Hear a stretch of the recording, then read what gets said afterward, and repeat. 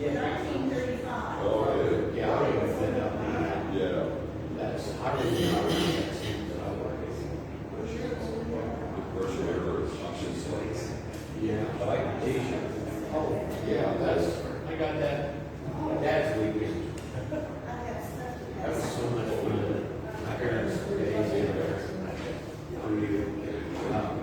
That's a fun place. Well, what am I telling you? You went to, you know, 50 years. 50. That's me, 1970. I wish I would have worked for you, but it wasn't in the works. Oh, thanks. That one up there in Africa, that's.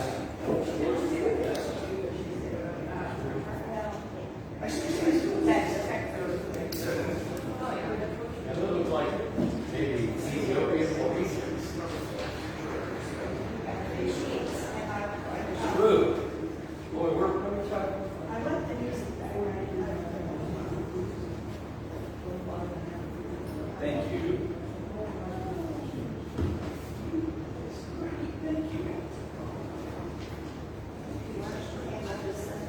I will be glad to. Thank you.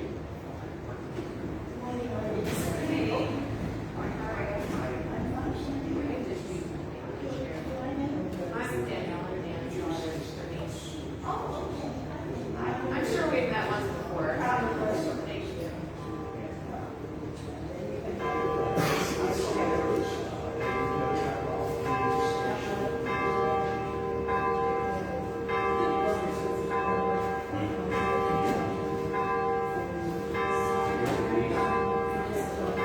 In my last month, not last month, my neighbor so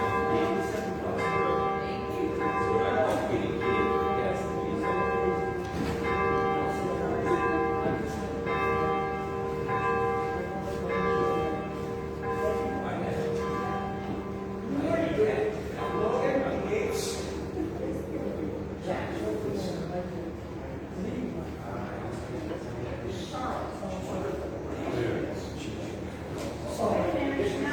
That's all right. We are not punctual. We are nothing but punctual. Good morning. And welcome to First Universalist in Madison on this typical sultry summer day. It seems like we've all been transported to Florida, Louisiana, Mississippi, someplace where it's hot and sweaty. We're getting handouts for our prelude. Well, actually, it's the first hymn, opening hymn on Jordan's Stony Banks. And that brings us to our sermon, or our presentation. It's not really a sermon. It's by our own Roberta on the Middle East, primarily on Jordan and the Jordan River. And so the slides will kind of follow along in that place. What you're seeing here is the Middle East, technically. It includes Iran, Iraq, Saudi Arabia, and over into Ethiopia. Oh, is that Ethiopia the one in Africa there? On the other side, yes. Okay. Yep. That's why it looks a little funny. And I'm not sure why, this is the picture I got. I don't know why that would be considered Middle East and the rest of Africa isn't. So some kind of geographer's decision, which they don't ask me about, so I just put up what they have. And the one thing we're going to start with, Jordan is borders on Israel. And we talked before about having Palestine in this, so you're going to see some Palestine pictures too. Palestine was created in 1946-47 by the United Nations Israel was created after 46-47, after World War II, to give the Jews a homeland after the terrible tragedies they suffered in Germany. And so they sliced up part of the Middle East, which at that time the entire thing was called Palestine, and they gave Israel a slice out of that.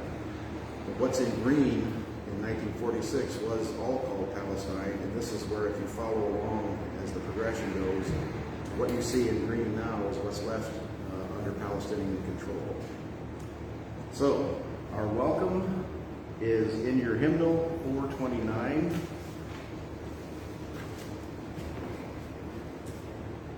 Come into this place of peace and let its silence heal your spirits. Come into this place of memory and let its history warm your soul. Come into this place of prophecy and power, and let its vision change your heart. And our prelude is on Jordan's stormy banks.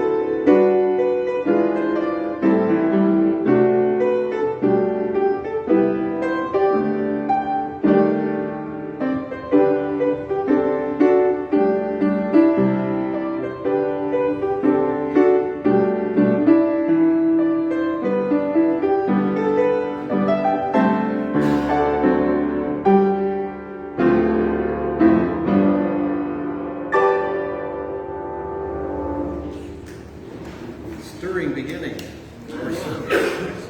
Thank you, Roberta. Our chalice lighting is 447. Everything's out of the book today.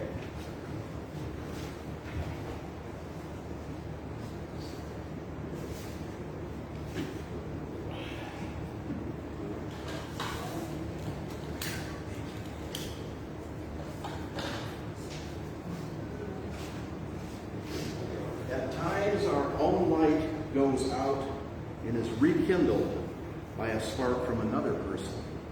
Each of us has cause to think with deep gratitude of those who have lighted the flame within us. And that's by Albert Schweitzer, a wise man and a true servant of humanity.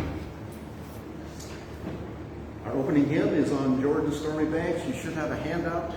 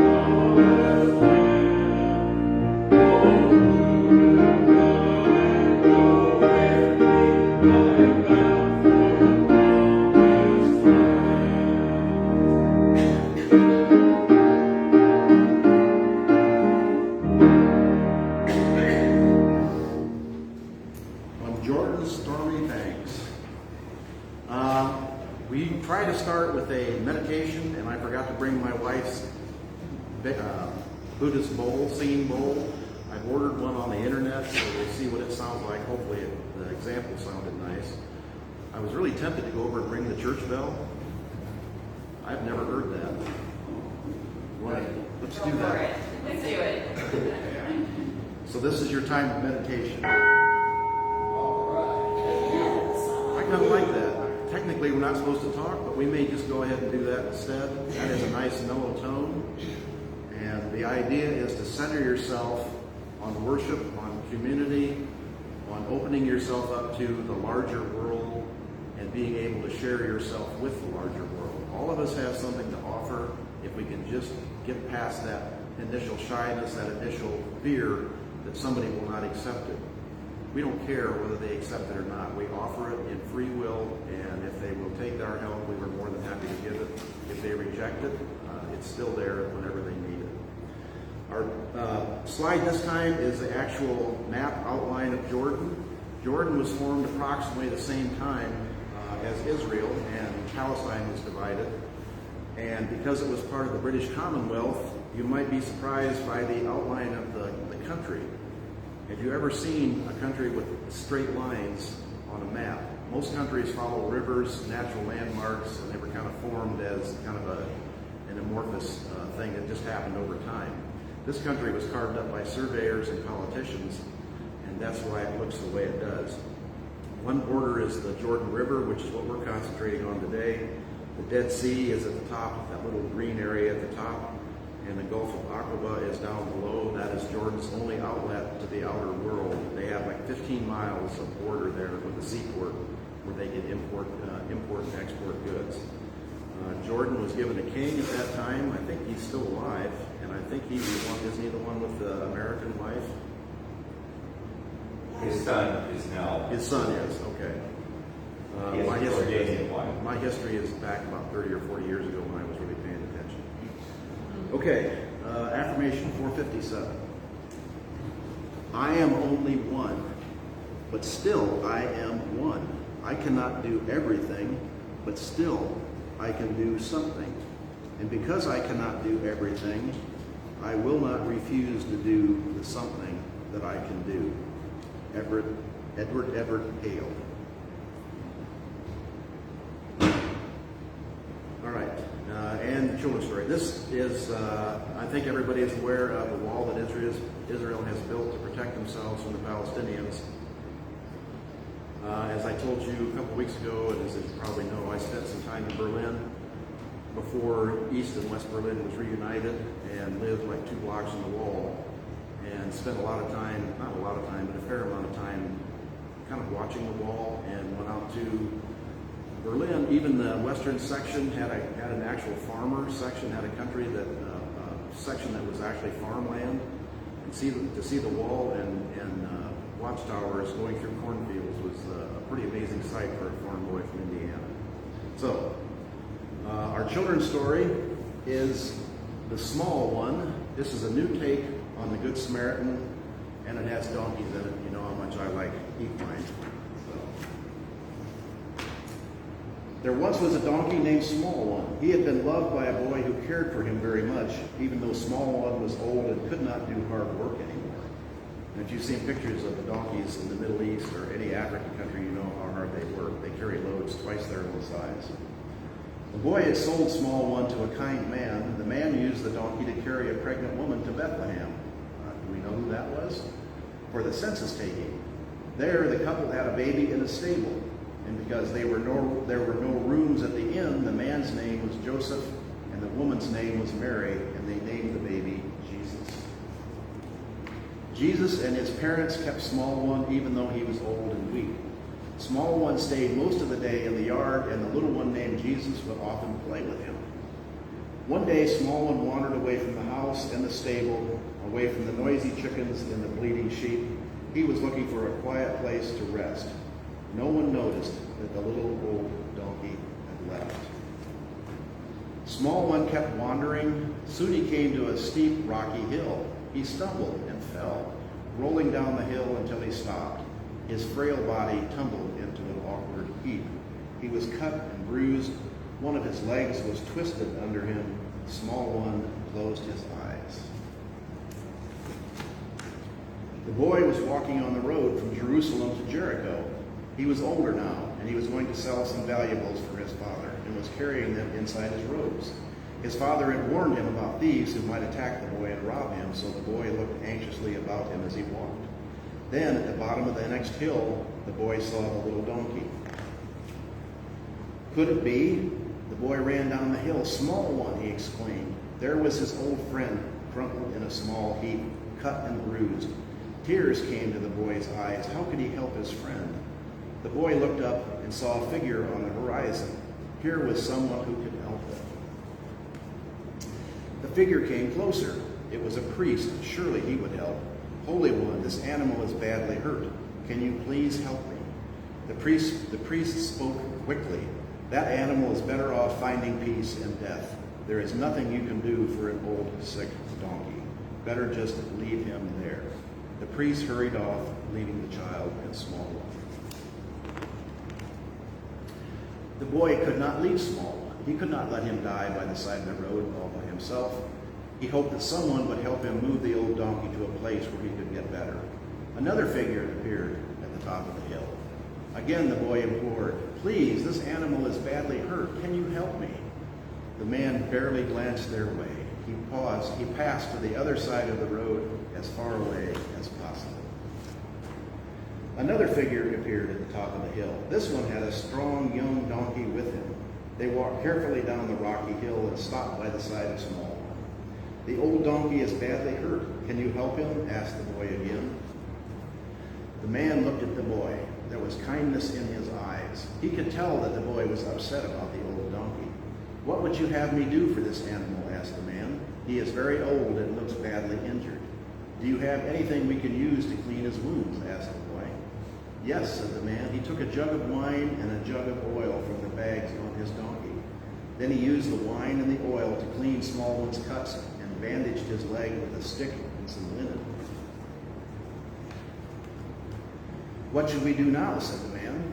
The boy was quiet. He knew the man had been very generous and hesitated to ask him for more. "Do you think you could bring Small One to an inn where he could get better?" the boy asked. "I cannot leave him by the side of the road." The man replied, "Let us figure out a way." Together, the boy and the man fixed up a blanket with some sticks, and they gently lifted Small One onto it. In this way, they were able to drag the little donkey to an inn. When the boy reached the inn, the man helped the boy settle Small One in the stable. Before he left, he gave the boy 2 silver coins. "Take care of your old friend," he said. "Wait," said the boy. "Tell me your name. Where are you from?" "My name does not matter," said the man. "I am from Samaria." "Thank you for your kindness," said the boy. "Small One and I will never forget it." The next day, Joseph arrived at the inn. He saw Small One in the stable yard limping about with a splint on his leg. The boy sat nearby.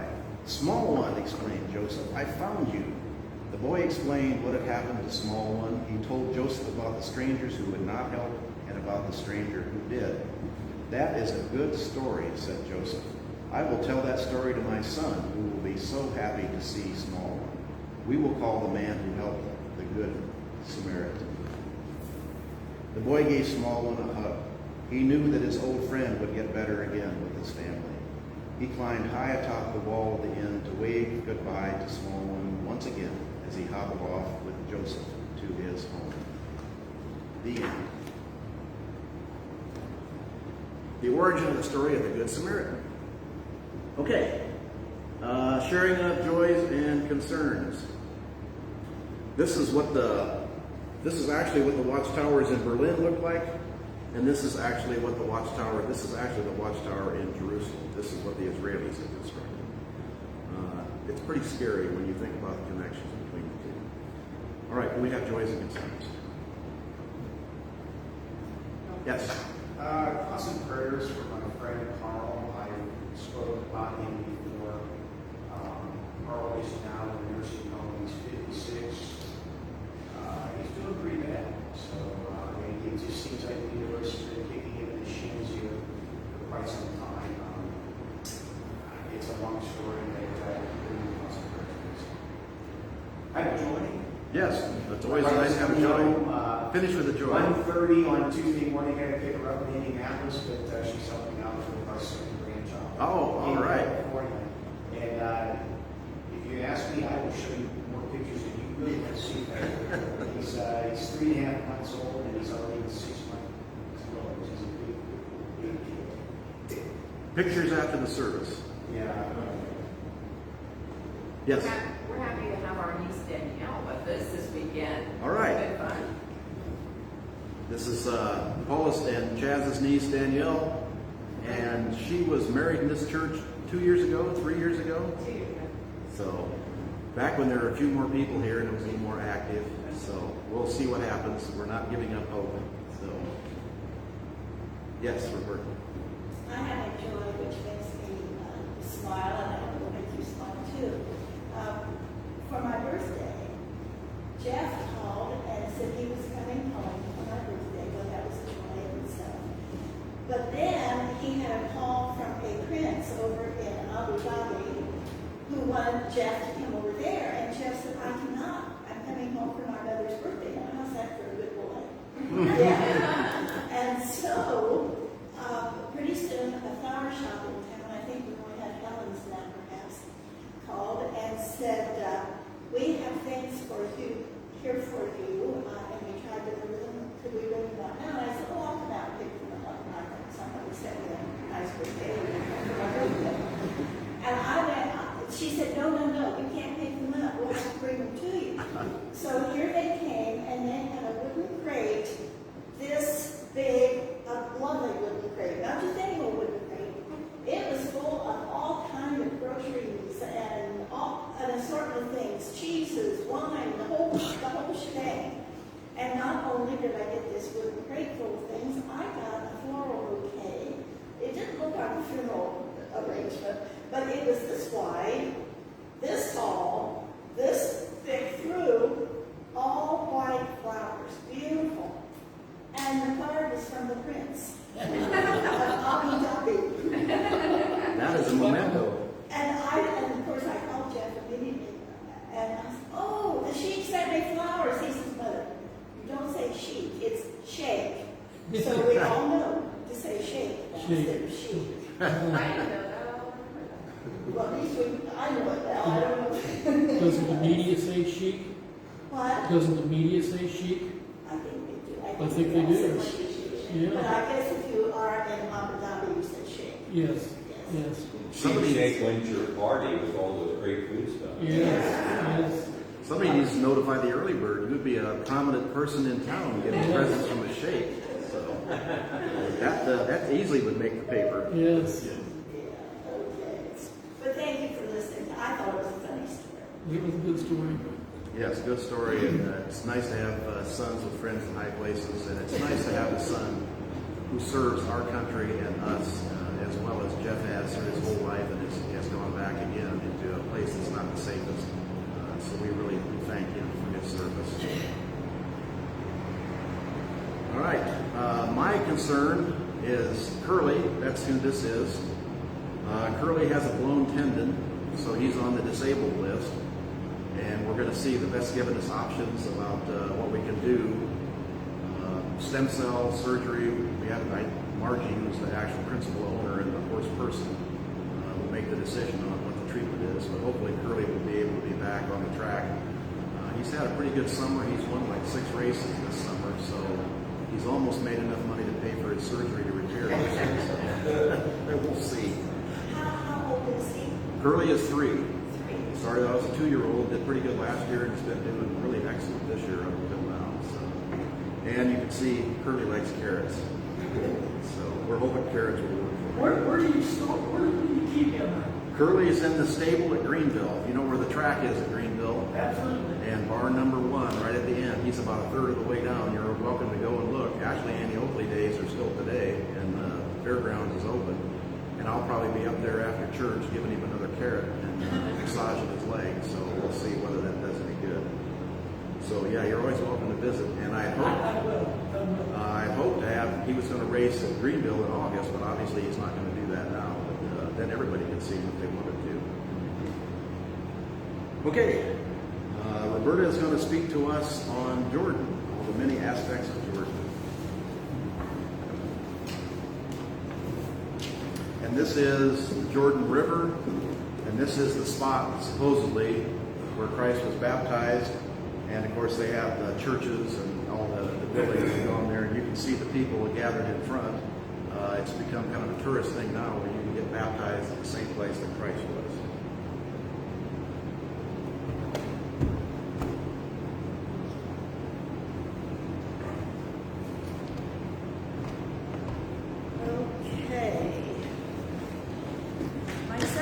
Today, as Tim said, is about the Jordan River and that area. The Jordan River has sacred connections to both Jewish and Christian people. In the Old Testament, Joshua led the Israelites into the Holy Land after their exile in Egypt and their years of wandering the desert. They crossed the Jordan near Jericho. Now you can see these places on the maps I handed out to you. I had to mark Jericho in because they didn't have it written in that map. Tim, did you get copies? Yes. Yep, it was on here. Okay, they crossed the Jordan near Jericho. In the New Testament, John the Baptist baptized Jesus in the Jordan. The Jordan starts near Mount Hermon in the Golan Heights, fed by streams that come from Lebanon. And it is pronounced Lebanon over there, so every time I think of Lebanon here, I say Lebanon. But anyway, the Jordan is fed by streams that come from Lebanon, Syria, Jordan, and Israel. The river flows into the Sea of Galilee and then out again, where it serves as the border between Israel and Jordan, and between the West Bank and Jordan. Both Jordan and the West Bank get their names from the river. The West Bank terminology came into use after Israel's War of Independence in 1948 and the 7-Day War of June 1967, when Israel took over the West Bank and the Gaza Strip. From 1948 to 1967, Jordan ruled what became known as the West Bank to distinguish that area from Jordan on the East Bank of the Jordan River. You can see all that on your map, I think. The Jordan ends at the Dead Sea. Most of the Jordan River between the Sea of Galilee and the Dead Sea runs below sea level. Because of the water scarcity and population growth in the Middle East, the Jordan River today is only 20 to 30% of its original size. Syria, Jordan, and Israel all pump water for domestic use from the streams that feed the Jordan, reducing the flow considerably and returning the river to the approximate size of the Greenville Creek. The Dead Sea, as a result, is evaporating since it does not get its historic replenishment from the Jordan River. The southern third of the Dead Sea has already mostly disappeared, leaving salt flats in its wake. There has been a lot of talk of building some kind of pipeline from the Red Sea's Gulf of Aqaba in the south, where Jordan and Israel touch, to the Dead Sea, to replenish the Dead Sea with Red Sea waters. But this would be an expensive, logistically difficult project, and the Israelis and Jordanians, who largely cooperate on environmental and water issues, have not identified any funding sources. Israel and Jordan were formally at war from Israel's 1948 War of Independence until a historic peace treaty was signed between Israel and Jordan in 1994, signed by King Hussein of Jordan and Prime Minister Yitzhak Rabin of Israel. President Clinton witnessed the signing, which was done at the Dead Sea. After the peace treaty was signed, 2 border crossings were opened between Israel and Jordan, one in the south between Aqaba, a Jordanian port, and Eilat, an Israeli resort by the Gulf of Aqaba, and a bridge over the Jordan River in the north called the Sheikh Hussein Crossing. There is a third crossing, the Allenby Bridge near Jericho. That is between Jordan and the West Bank and is typically used by Palestinians, many of whose families are divided between the Israeli-occupied West Bank and Jordan. Both Jordan and Israel use the Jordan River in an attempt trying to attract religious pilgrims and tourists. For example, there are competing claims as to where John the Baptist baptized Jesus. One spot is claimed by Israel on the West Bank side of the Jordan River, and of course the other side is claimed by Jordan on the Jordanian side of the river. Israel and Jordan each point to the ruins of ancient monasteries and other historic documentation, such as old mosaics, to bolster their respective claims. Both countries have set up sites for Christian pilgrims to visit and be baptized, and you probably all know someone who has been over there and has been baptized. In the context of Israeli-Palestinian negotiations, the Jordan River is one of many difficult issues that would have to be resolved for a 2-state solution, Israel and Palestine, living side by side in peace and security. For most of its length, the Jordan River divides the West Bank from Jordan. Only the northern part serves as a border between Israel and Jordan. So the Palestinians consider the Jordan River to be their future border with Jordan. But the Israelis have developed a series of military bases, settlements, and farms in the Jordan Valley in the West Bank to solidify Israeli control.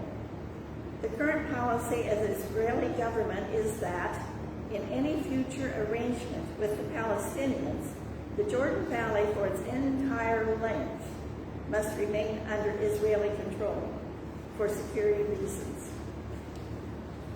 Jericho, also pronounced Jericho, was founded in 9600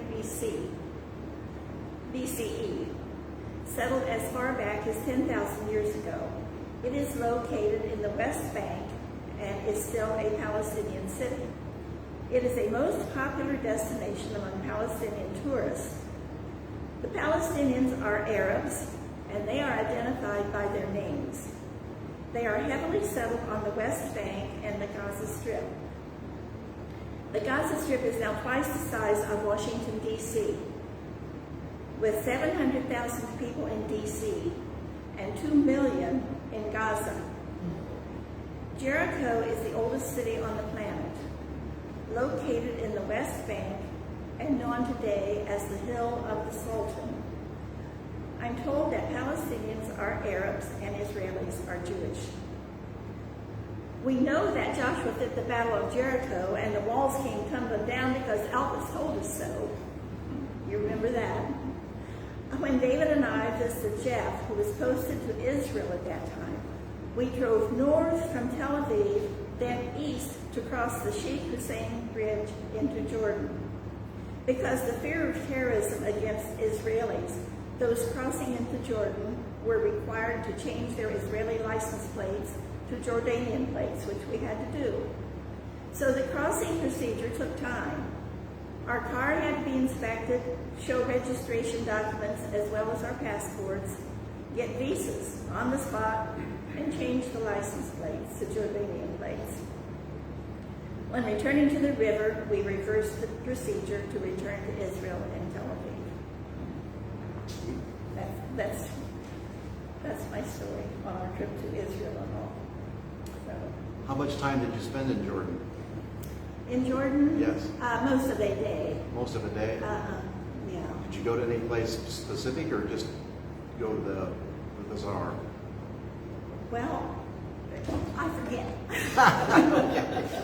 I don't remember very well, but it was quite an experience, and it took quite a long time to get the license plates changed. And when we came back, they had to look under the car to make sure everything was okay, and then put Jeff's license plates back on. Yeah. So, but thank you. Thank you. Interesting presentation.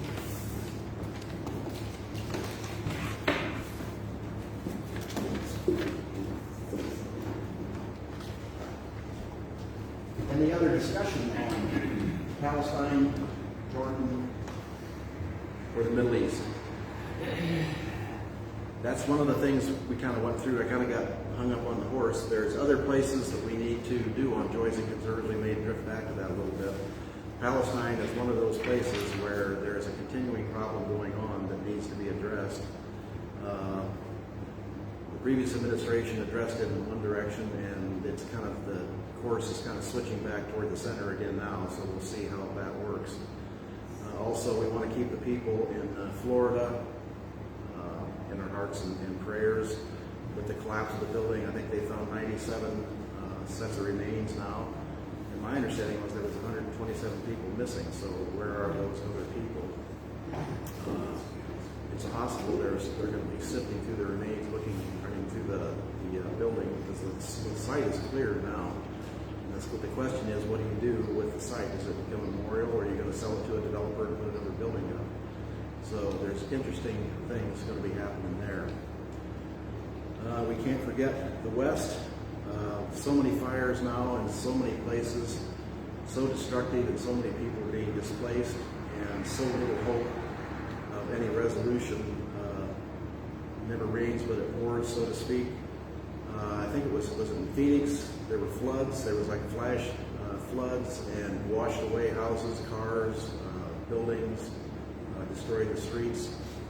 And yet, in the other parts of the West, there's forest fires raging and not a drop of water to help put them out. So, and I've heard it described as climate change. This is a visible change in climate change. And we can see that here. It's been in the 90s all summer long, which is very unusual for Ohio. Usually you get a week of 90s, maybe in August, and that's it.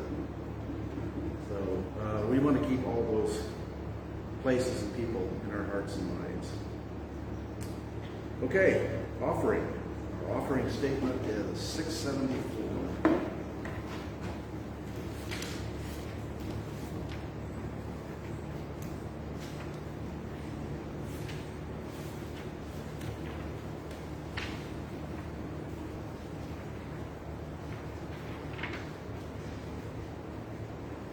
Let there be an offering to sustain and strengthen this place, which is sacred to so many of us, a community of memory and of hope, for we are now keepers of the dream. Feel free to drop something in the plate or take something out if you need it. If you are watching online, which I know there are a few that do, you can slip it under the door or go to our website and contribute from there.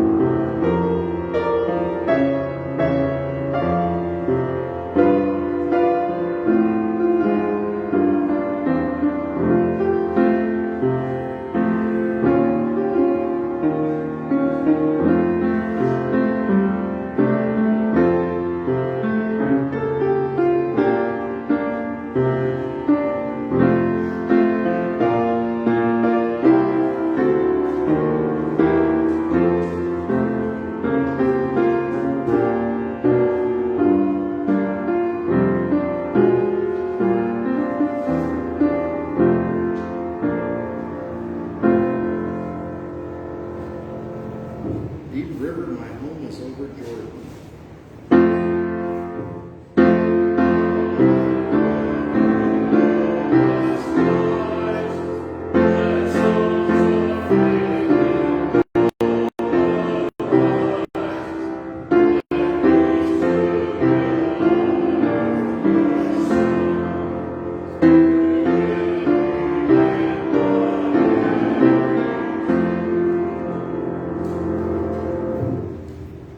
You want to go back to my, whoop, hit my finger too hard. The slide, this is emblematic, symbolic, tragic. That's an IDF soldier and a Palestinian boy who was in the middle of a demonstration and is being, I don't know whether escorted off the basically the land of contest or being taken to a secure place, I'm not sure. But this happens over and over again, and we can't forget that the Palestinians have asked for some of this. I mean, they are assassinating or trying to shoot or run over Israeli citizens. So there is not all right on one side or the other side, but the level of strength, the level of preponderance of strength is on all one side and not the other. And this picture is kind of emblematic of what that shows. Any of you who are gun enthusiasts or know anything about guns knows when you're carrying a gun, you don't put your finger into the trigger guard unless you're ready to use it. If you look at most of the police pictures, you'll see in the United States, their finger is along the side of the gun until they're actually ready to use it. This soldier's finger is in the trigger guard, ready to pull the trigger right next to this little Palestinian boy who we can see from a previous injury has his arm in a cast. And I don't think could throw a rock now if he had to, so I'm not sure what his transgression was to be escorted by the soldier. But you can find thousands of these pictures all over the internet. So we need to keep the Palestinians and the Israelis in our hearts and prayers. We need to pray fervently that they find a way to make peace. The Jordanians have tried and have done a pretty good job kind of mediating and running down the middle. And I give the Jordanians a lot of credit.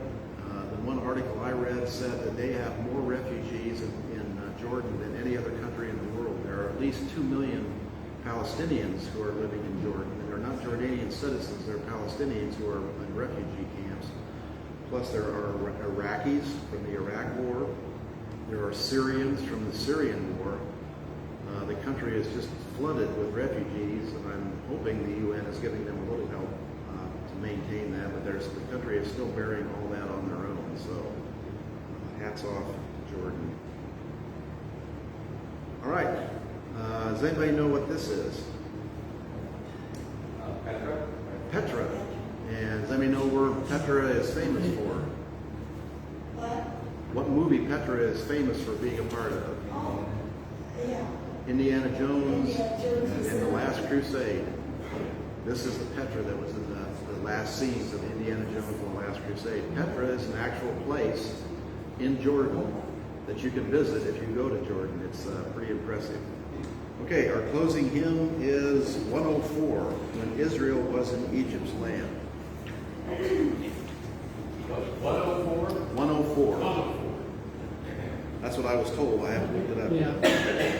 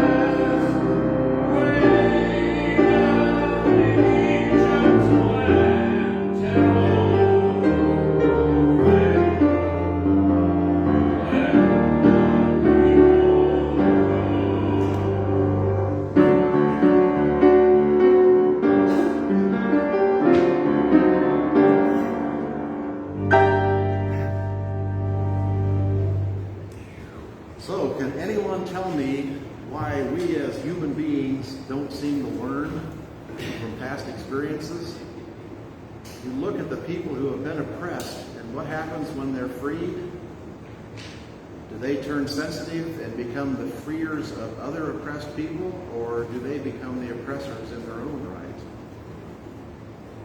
Unfortunately, to me, it looks more like the latter than the former, and I don't understand that. You would think, well, that's for a future thing. So, but if anybody comes up with an answer to that, please let me know.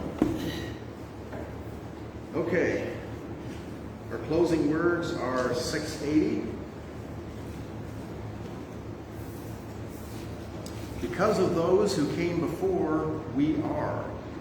In spite of their failings, we believe. Because of and in spite of the horizon of their visions, we too dream.